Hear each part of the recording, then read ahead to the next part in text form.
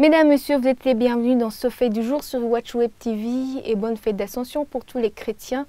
La session de briefing entre la facilitation dans la crise burundaise et les délégués de la société civile burundaise en exil s'est clôturée aujourd'hui en Ouganda. Elle avait débuté hier. 24 mai, ces délégués ont sorti une déclaration dans laquelle ils déplorent la décision d'exclure de ce briefing les acteurs de la société civile ayant des mandats d'arrêt de Bujumbura. D'après Pierre Claver Mbonimpa qui a lu ce communiqué, il est étonnant que la facilitation ait plutôt donné de l'importance à des mandats qui ne sont même pas considérés par l'Interpol. Écoutez à ce propos Pierre Claver Mbonimpa.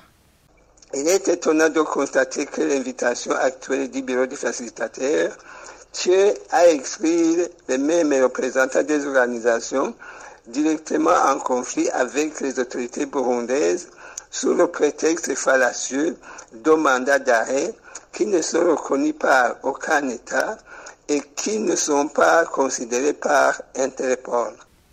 Refuser de rencontrer ces personnes qui sont poursuivies est une forme d'injustice, poursuivre plutôt ces organisations. Elle rappelle que la facilitation avait bien voulu rencontrer des acteurs politiques qui sont aussi poursuivis par la justice burundaise. Suivant encore une fois Pierre Claver Mbonimpa.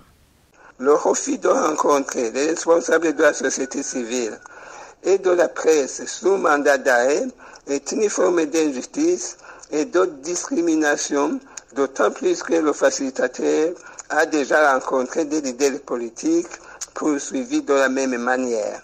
Pour Beko Njangwa, représentant de l'ONELOP, ces plaintes n'ont pas lieu d'être. Ces acteurs de la société civile doivent tout simplement accepter de répondre à la justice. Écoutez Beko Njangwa. Ils n'ont pas même le droit de participer au dialogue inter-burundais. Ils doivent absolument être sanctionnés d'abord, jugés, sanctionnés, punis conformément à la loi. Et à ce moment-là, d'ailleurs, ils ont les représentants, il y a des représentants légaux, suppléants, qui doivent continuer les organisations. Même si ces personnes sont à l'extérieur, ils ne peuvent pas entraver la sécurité du Burundi ou empêcher que le Burundi continue. Voilà, c'est ici que nous clôturons ce fait du jour. À demain pour la prochaine édition. You are